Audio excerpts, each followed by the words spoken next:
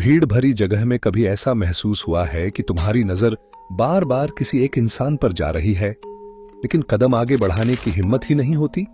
दिल के अंदर एक आवाज आती है, जाकर बात कर, और उसी पल दिमाग दूसरी आवाज देता है, रुक जा, कहीं अजीब ना लग जाए। यही वो लड़ाई है जो बाहर नहीं, अंदर चलती है। मैं तुम्हें कोई किताबों वाली थ्योरी नहीं बताने वाला, मैं तुम्हें एक एहसास बताने वाला हूं जो शायद तुमने भी कभी महसूस किया होगा। स्कूल के दिन थे, क्लास चल रही थी, टीचर बोर्ड पर कुछ समझा रहे थे, लेकिन मेरा ध्यान बार बार एक ही दिशा में जा रहा था। सामने बैठी एक लड़की कुछ अलग नहीं कर रही थी, बस मौजूद थी। पहली बार जब आंखें मिली, उस पल लगा जैसे दिमाग ने ब्रेक लगा दिए हों। कुछ बोलना था, लेकिन शब्द जैसे अंदर ही अटक गए। फिर सोचता, नहीं, पहले वो कुछ बोले। और यहीं से शुरू होती है सबसे बड़ी गलती। हम सोचते हैं कि सामने वाला पहला कदम उठाए, क्योंकि हमें डर होता है कि अगर हमने शुरुआत की तो कहीं रिजेक्ट ना कर दिया जाए। लेकिन सच क्या है? सच ये है कि 90% लोग किसी से बात इसीलिए नहीं कर पाते क्योंकि वो रिजेक्शन से ज्यादा अपनी खुद की सोच से डरते हैं। तुम्हारे दिमाग में भी शायद वही आवाज आती होगी, लोग क्या सोचेंगे, दोस्त मजाक उड़ाएंगे, कहीं वो गलत समझ ना ले। धीरे धीरे ये सवाल इतने भारी हो जाते हैं कि एक नॉर्मल बातचीत भी किसी मिशन जैसी लगने लगती है। और फिर हम क्या करते हैं? वीडियो देखते हैं, टिप्स ढूंढते हैं, लेकिन अंदर का डर वहीं का वहीं रहता है। आज मैं तुम्हें कोई घिसी पिटी लाइन नहीं देने वाला, जैसे बस कॉन्फिडेंट बनो, क्योंकि असली समस्या कॉन्फिडेंस की कमी नहीं है। असली समस्या है तुम्हारा माइंडसेट। तुम्हें बचपन से सिखाया गया कि दूरी बनाकर रखो, ज्यादा फ्रेंडली मत बनो, और धीरे धीरे तुम्हारा दिमाग हर बातचीत को रिस्क की तरह देखने लगा। इसीलिए जब भी तुम किसी लड़की को देखते हो, तुम्हारा ब्रेन बातचीत को नॉर्मल नहीं बल्कि स्पेशल बना देता है। और जैसे ही कुछ ज्यादा स्पेशल लगता है, प्रेशर बढ़ जाता है। लेकिन अगर मैं तुम्हें कहूं कि बातचीत का सबसे बड़ा सीक्रेट क्या है? सीक्रेट ये है कि बातचीत को खास मत बनाओ। सोचो, अगर कोई अनजान इंसान तुमसे रास्ता पूछे तो तुम नॉर्मली जवाब देते हो ना दिल तेज धड़कता है, ना दिमाग ओवरथिंक करता है। क्यों? क्योंकि वहां तुम सामने वाले को इंसान की तरह देखते हो, कोई इंप्रेस करने वाली चीज की तरह नहीं। यही पहला माइंड शिफ्ट है। जब तुम सामने वाले को पेडेस्टल पर रखना बंद कर देते हो, तभी बातचीत असली लगती है। और एक बात जो शायद तुम्हें किसी ने नहीं बताई, जिस पल तुम नर्वस होते हो, उसी पल सामने वाला भी अंदर से उतना ही अनकंफर्टेबल हो सकता है। हम सब बाहर से स्ट्रांग दिखते हैं, लेकिन अंदर हर इंसान थोड़ा सा डर लेकर चलता है। तो सवाल ये नहीं है कि तुम डरते क्यों हो, सवाल ये है कि तुम उस डर के बावजूद पहला कदम कब उठाओगे। पार्ट 1, डर खत्म नहीं होता, लेकिन उसका मतलब बदल सकता है। अब यहां से कहानी थोड़ी गहरी होने वाली है। तुमने शायद नोटिस किया होगा, जब भी तुम किसी से पहली बार बात करने जाते हो, तुम्हारा दिमाग तुम्हें हजारों सीन दिखाने लगता है। अगर उसने इग्नोर कर दिया तो, अगर वो सोच ले कि मैं अजीब हूं तो, अगर लोग देख रहे हो तो। लेकिन एक सच सुनो, जिस इंसान से तुम बात करने जा रहे हो, उसके दिमाग में भी कुछ न कुछ ऐसा ही चल रहा होता है। हम सब अपनी अपनी दुनिया में खुद को लेकर असुरक्षित होते हैं। कोई अपनी लुक्स को लेकर, कोई अपनी आवाज को लेकर, कोई अपनी सोशल स्किल्स को लेकर। यानी तुम अकेले नहीं हो। मुझे याद है, एक बार मुझे सिर्फ पानी की बोतल मांगनी थी, छोटी सी बात थी, लेकिन उस वक्त ऐसा लग रहा था जैसे कोई बड़ा इम्तिहान देने जा रहा हूं। दिल तेज धड़क रहा था, हाथ हल्के से कांप रहे थे। लेकिन जैसे ही मैंने सामने जाकर नाम लेकर बोला, थोड़ा पानी मिल जाएगा, उस पल मैंने कुछ अजीब नोटिस किया। वो भी उतनी ही नर्वस थी, आंखें नीचे, हल्की सी मुस्कान, और जवाब देने से पहले छोटा सा पॉज। उसी पल मुझे समझ आया, मैं अकेला नहीं था जो डर रहा था। सामने वाला भी उतना ही इंसान था जितना मैं। और यही वो रियलाइजेशन है जो तुम्हें बातचीत में आगे ले जाता है। जब तुम्हें पता चल जाता है कि सामने वाला भी परफेक्ट नहीं है, तुम्हारा दिमाग खुद ब खुद रिलैक्स होने लगता है। यही डार्क साइकोलॉजी का पहला रूल है। लोग उतने कॉन्फिडेंट नहीं होते जितने दिखते हैं। कभी कभी हम सामने वाले को देखकर सोचते हैं कि ये तो बहुत स्ट्रांग पर्सनैलिटी है, लेकिन अंदर से हर इंसान थोड़ा सा डरा हुआ होता है। जैसे रात में अचानक कोई बिल्ली सामने आ जाए तो पहले वो भी रुकती है, तुम भी रुकते हो। डर दोनों तरफ होता है, बस दिखता नहीं। लोगों के साथ भी यही होता है। पहली बातचीत में दोनों साइड हल्का सा टेंशन होता है, लेकिन जो इंसान ये समझ लेता है वो बातचीत को लीड करना शुरू कर देता है। लीड करने का मतलब ये नहीं कि तुम हावी हो जाओ। लीड करने का मतलब है तुम शांत रहो, धीरे बोलो और बातचीत को आसान बनाओ। अब सोचो, अगर तुम्हें पहले से पता हो कि सामने वाला भी थोड़ा नर्वस है, तो क्या तुम उतना ही डरोगे जितना पहले डरते थे? शायद नहीं। और यहीं से असली बदलाव शुरू होता है। जब तुम्हारे दिमाग से ये बोझ हट जाता है कि मुझे इंप्रेस करना है, तब तुम्हारी आवाज नेचुरल हो जाती है, आंखों में झिझक कम हो जाती है और बातचीत फ्लो में आने लगती है। पार्ट 2। अब आते हैं उस सवाल पर जो सबसे ज्यादा दिमाग में घूमता है। अगर बाहर किसी को देखकर बात शुरू करनी हो तो असल में करें क्या? यहां ज्यादातर लोग गलती करते हैं। वो सोचते हैं कि पहली लाइन बहुत स्मार्ट होनी चाहिए, कुछ ऐसा बोलना चाहिए जिससे सामने वाला तुरंत इंप्रेस हो जाए। लेकिन सच उल्टा है। जितनी ज्यादा परफेक्ट लाइन ढूंढोगे, उतना ही दिमाग ब्लैंक होता जाएगा। रियल लाइफ में बातचीत किसी फिल्म की स्क्रिप्ट नहीं होती, वो छोटी छोटी वजहों से शुरू होती है। सबसे आसान तरीका क्या है? रीजन ढूंढो। मतलब बिना वजह किसी के सामने जाकर खड़े मत हो जाओ। कोई छोटा सा कॉमन पॉइंट पकड़ो। मान लो तुम मार्केट में हो, तुम्हें किसी दुकान का रास्ता नहीं पता, या तुम किसी चीज के बारे में कंफर्म करना चाहते हो। बस वहीं से शुरुआत करो। लेकिन ध्यान रखना, आवाज और बॉडी लैंग्वेज सिंपल होनी चाहिए, ना ज्यादा तेज ना ज्यादा बनावटी।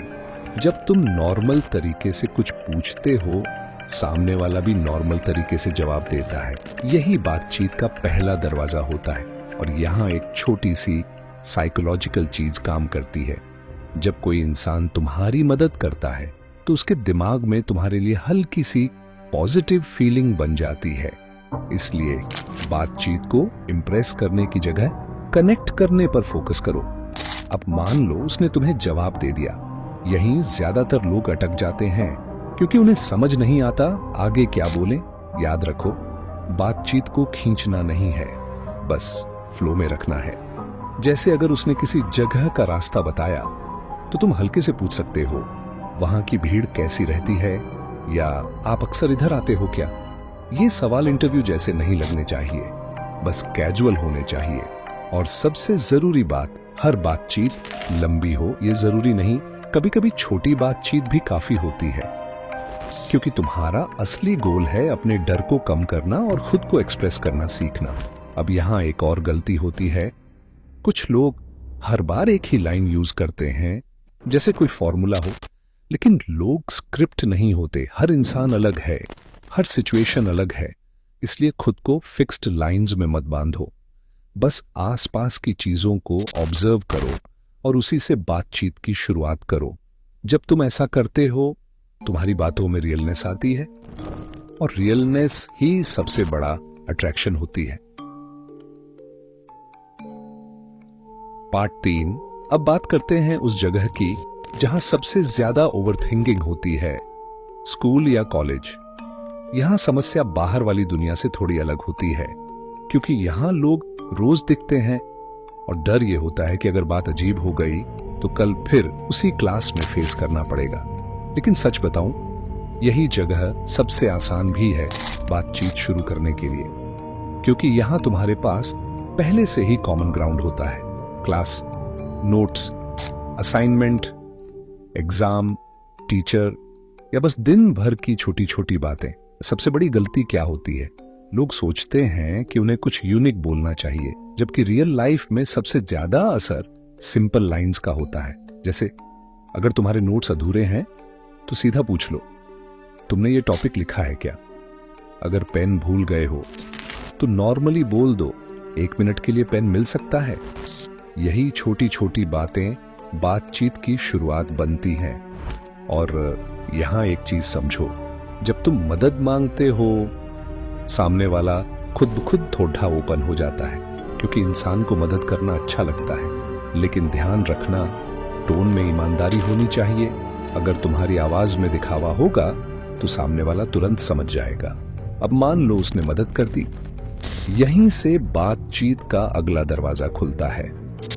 तुम हल्के से बोल सकते हो, तुम हमेशा इतने ऑर्गेनाइज्ड रहते हो क्या? या तुम्हारी हैंडराइटिंग काफी क्लीन है। ये कॉम्प्लीमेंट्स बड़े नहीं होते, लेकिन बातचीत को नेचुरल बना देते हैं। लेकिन एक बात हमेशा याद रखना, हर इंसान तुम्हारे साथ तुरंत कंफर्टेबल हो, ये जरूरी नहीं। अगर सामने वाला ज्यादा बात नहीं करना चाहता तो बस स्माइल करो और आगे बढ़ जाओ। ना कोई ड्रामा, ना कोई एक्सप्लेनेशन। यही असली सेल्फ रिस्पेक्ट है, क्योंकि बातचीत का मतलब किसी को मजबूर करना नहीं, बल्कि मौका देना होता है। और जब तुम ये माइंडसेट रखोगे, तुम्हारी बॉडी लैंग्वेज भी शांत हो जाएगी, आंखों में दबाव नहीं रहेगा और सामने वाला भी रिलैक्स फील करेगा। अब अगले हिस्से में हम बात करेंगे उस चीज की जिससे लोग सबसे ज्यादा डरते हैं, रिजेक्शन और ऑकवर्ड साइलेंस। क्योंकि असली ग्रोथ वहीं से शुरू होती है जहां तुम्हें लगता है कि सब गलत हो गया। पार्ट 4। अब बात करते हैं उस चीज की जिससे लगभग हर इंसान बचना चाहता है, रिजेक्शन। तुम्हारे दिमाग में शायद यह सवाल अभी भी घूम रहा होगा, अगर उसने इग्नोर कर दिया तो? अगर उसने छोटा सा जवाब देकर बात खत्म कर दी तो? अगर आसपास के लोग देखने लगे तो? सच बताऊं, रिजेक्शन से ज्यादा हम उस साइलेंस से डरते हैं जो बातचीत के बीच में आ जाता है। वो 2 सेकंड की खामोशी जहां तुम्हें लगता है कि अब क्या बोलूं। यही वो पल होता है जहां ज्यादातर लोग खुद को जज करना शुरू कर देते हैं। लेकिन यहां एक अलग नजरिया समझो, रिजेक्शन हमेशा पर्सनल नहीं होता। कभी सामने वाला जल्दी में होता है, कभी उसका मूड सही नहीं होता, और कभी वो खुद अपने अंदर किसी चीज से जूझ रहा होता है। तुम्हारा काम हर बातचीत को सफल बनाना नहीं है। तुम्हारा काम सिर्फ इतना है कि तुम कोशिश करने से पीछे ना हटो। जब तुम हर छोटी प्रतिक्रिया को अपनी वैल्यू से जोड़ लेते हो, तब हर छोटी चीज तुम्हें तोड़ने लगती है। लेकिन जब तुम समझ जाते हो कि हर इंसान का दिन अलग होता है, तब रिजेक्शन सिर्फ एक एक्सपीरियंस बन जाता है, कोई हार नहीं। अब एक और चीज, ऑकवर्ड साइलेंस। बहुत लोग सोचते हैं कि बातचीत में लगातार बोलते रहना चाहिए, लेकिन असल में छोटी छोटी खामोशियां बातचीत को नेचुरल बनाती हैं। अगर 2 सेकंड कोई कुछ नहीं बोलता तो इसका मतलब यह नहीं कि सब खत्म हो गया। कभी कभी सामने वाला सोच रहा होता है या बस माहौल को महसूस कर रहा होता है। तुम्हें हर गैप को शब्दों से भरने की जरूरत नहीं, और यही वो जगह है जहां असली कॉन्फिडेंस दिखता है। जब तुम साइलेंस से भागते नहीं, बल्कि उसे भी बातचीत का हिस्सा मान लेते हो। अब यहां डार्क साइकोलॉजी की एक गहरी बात समझो। ज्यादातर लोग सामने वाले को इंप्रेस करने की कोशिश में अपनी असली पर्सनैलिटी बदल लेते हैं। तेज बोलना, ज्यादा हंसना, या जरूरत से ज्यादा मजाक करना। लेकिन सच ये है कि लोग उस इंसान को ज्यादा याद रखते हैं जो शांत रहता है, जो खुद को साबित करने की जल्दी में नहीं होता। जब तुम खुद को एक्सेप्ट कर लेते हो, तब तुम्हारी आवाज में एक अलग तरह की स्थिरता आ जाती है, और वही स्थिरता सामने वाले को कंफर्टेबल महसूस कराती है। पार्ट 5। अब जो बात मैं करने वाला हूं शायद हर किसी को पसंद ना आए, लेकिन अगर तुम सच में खुद को समझना चाहते हो तो इसे बिना जल्दी जज किए सुनना। बहुत लोग बातचीत सीखते ही अगले स्टेप के बारे में सोचने लगते हैं, रिलेशनशिप, अटेंशन, या किसी को जल्दी अपना बना लेना। लेकिन असली सवाल यह है, क्या तुम उस स्टेज के लिए तैयार भी हो? कम उम्र में सबसे बड़ी गलती क्या होती है? हम अपने वैल्यू को उस अटेंशन से जोड़ लेते हैं जो हमें मिलती है। अगर कोई बात कर ले तो अच्छा लगता है, अगर इग्नोर कर दे तो पूरा दिन खराब। धीरे धीरे हमारा फोकस बाहर की दुनिया पर ज्यादा और खुद पर कम होने लगता है। मैं यह नहीं कह रहा कि लोगों से दूरी बनाओ या बातचीत बंद कर दो। बात करो, सीखो, समझो, लेकिन खुद को खोकर नहीं। क्योंकि सच ये है, अगर तुम्हारा माइंडसेट स्ट्रांग नहीं है तो हर नई अटेंशन तुम्हें डिस्ट्रैक्ट कर सकती है। और यही वो जगह है जहां बहुत लोग अपनी एनर्जी गलत जगह लगा देते हैं। तुम्हें किसी को इंप्रेस करने से पहले खुद को इंप्रूव करना है। Communication skills, body language, mind control, ये सब वो चीजें हैं जो लंबे समय तक तुम्हारे साथ रहेंगी। जो इंसान खुद पर काम करता है उसके रिश्ते भी बाद में ज्यादा हेल्दी बनते हैं। और यहाँ एक गहरी बात समझो, हाई स्टैंडर्ड का मतलब एटीट्यूड नहीं होता। हाई स्टैंडर्ड का मतलब है तुम खुद को इतना वैल्यू देते हो कि किसी भी चीज में जल्दीबाजी नहीं करते। लोग अक्सर सोचते हैं कि ज्यादा अटेंशन पाना ही जीत है, लेकिन असली जीत तब होती है जब तुम्हें हर जगह वैलिडेशन की जरूरत ना पड़े। तुम बात करो, हंसो, सीखो, लेकिन अपनी डायरेक्शन मत खो। अब सोचो, अगर तुम अगले कुछ साल सिर्फ खुद को बेहतर बनाने में लगा दो तो तुम किस तरह के इंसान बन सकते हो? यही वो माइंडसेट है जो तुम्हें अलग बनाता है। पार्ट 6। अब बात करते हैं उस चीज की जिसे हर कोई चाहता है, लेकिन बहुत कम लोग सही तरीके से समझते हैं। Real confidence. ज्यादातर लोग सोचते हैं कि कॉन्फिडेंस मतलब तेज बोलना, मजाक करना या हर वक्त स्माइल करते रहना। लेकिन सच ये है कि असली कॉन्फिडेंस बाहर से नहीं दिखता, वो अंदर से महसूस होता है। तुमने शायद ऐसे लोगों को देखा होगा जो ज्यादा बात नहीं करते, फिर भी उनकी मौजूदगी अलग लगती है। वो लोगों को इंप्रेस करने की कोशिश नहीं करते, लेकिन फिर भी लोग उन्हें नोटिस करते हैं। क्यों? क्योंकि उनके अंदर एक चीज होती है, क्लैरिटी। जब तुम्हें पता होता है कि तुम कौन हो और तुम्हें हर किसी से वैलिडेशन नहीं चाहिए, तब तुम्हारी आवाज में एक अलग तरह की शांति आ जाती है, और यही शांति बातचीत को आसान बनाती है। अब एक छोटी सी साइकोलॉजिकल चीज समझो। जब तुम किसी से बात करते समय खुद को साबित करने की कोशिश करते हो, तुम्हारी बॉडी हल्की सी टाइट हो जाती है, आवाज में हल्का सा दबाव आ जाता है, और सामने वाला अनजाने में उस टेंशन को महसूस कर लेता है। लेकिन जब तुम सिर्फ प्रेजेंट रहते हो, ना ज्यादा सोचते हो, ना ज्यादा प्लान करते हो, तब तुम्हारी वाइब नेचुरल लगती है। यही वजह है कि कुछ लोग कम बोलकर भी याद रह जाते हैं। अब सोचो, अगर तुम हर बातचीत को टेस्ट की तरह देखना बंद कर दो, तो क्या बदल जाएगा? तुम ज्यादा सुनोगे, कम रिएक्ट करोगे, और सामने वाला खुद ब खुद खुलने लगेगा। और यहाँ एक डार्क साइकोलॉजी पॉइंट आता है। लोग उस इंसान के साथ ज्यादा कंफर्टेबल महसूस करते हैं जो उन्हें जज नहीं करता, जो जल्दीबाजी में अपनी कहानी नहीं सुनाता, बल्कि पहले सामने वाले को समझता है। इसका मतलब यह नहीं कि तुम चुप ही रहो, मतलब यह है कि बातचीत को बैलेंस में रखो। जब तुम ध्यान से सुनते हो, सामने वाला खुद को वैल्यूड महसूस करता है, और यही वो पल होता है जहां असली कनेक्शन बनता है। अब अगले हिस्से में हम इस पूरी जर्नी को क्लोज करने वाले हैं, जहां मैं तुम्हें एक ऐसी चीज बताऊंगा जो शायद सबसे सिंपल है, लेकिन अगर समझ आ गई तो बातचीत का डर हमेशा के लिए खत्म हो सकता है। पार्ट 7। अब तक हमने डर की बात की, बातचीत माइंडसेट की बात की, बातचीत की शुरुआत और कॉन्फिडेंस की बात की। लेकिन अब एक आखिरी चीज समझ लो, ये चीज, क्योंकि यही इस पूरी जर्नी का सबसे गहरा हिस्सा है। सच्चाई यह है कि बातचीत कोई टेक्निक नहीं, एक एनर्जी है। तुम जो महसूस करते हो वही सामने वाले तक पहुंचता है। अगर अंदर से तुम खुद को कम समझते हो तो शब्द कितने भी अच्छे क्यों ना हो, वाइब भारी लगेगी। लेकिन अगर तुम अंदर से शांत हो तो साधारण शब्द भी असर छोड़ते हैं। बहुत लोग सोचते हैं कि उन्हें परफेक्ट वर्जन बनना पड़ेगा, तब जाकर वो किसी से सही तरीके से बात कर पाएंगे।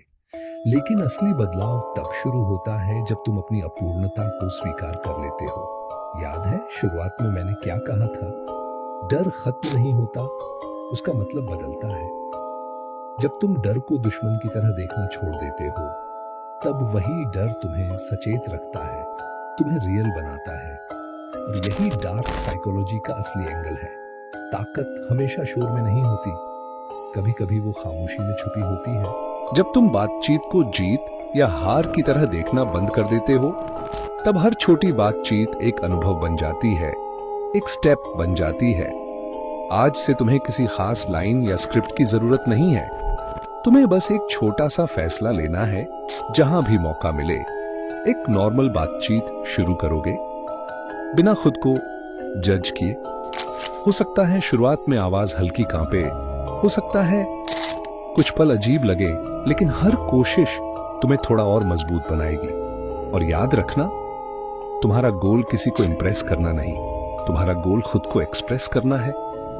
अगर इस पूरी वीडियो में कही गई किसी भी बात ने तुम्हें अपने अनुभवों की याद दिलाई, तो कमेंट में जरूर लिखना तुम्हारा सबसे बड़ा डर क्या रहा है जब भी तुम किसी से बात करने गए हो। मैं हर कमेंट पढ़ता हूं, क्योंकि ये सिर्फ एक चैनल नहीं, एक कम्युनिटी है। और अगर तुम अपने माइंडसेट, कम्युनिकेशन और इमोशनल कंट्रोल को अगले लेवल तक ले जाना चाहते हो, तो स्क्रीन पर जो अगली वीडियो दिख रही है उसे अभी देखो। हम वहीं मिलेंगे और शायद वहीं से तुम्हारी नई शुरुआत होगी।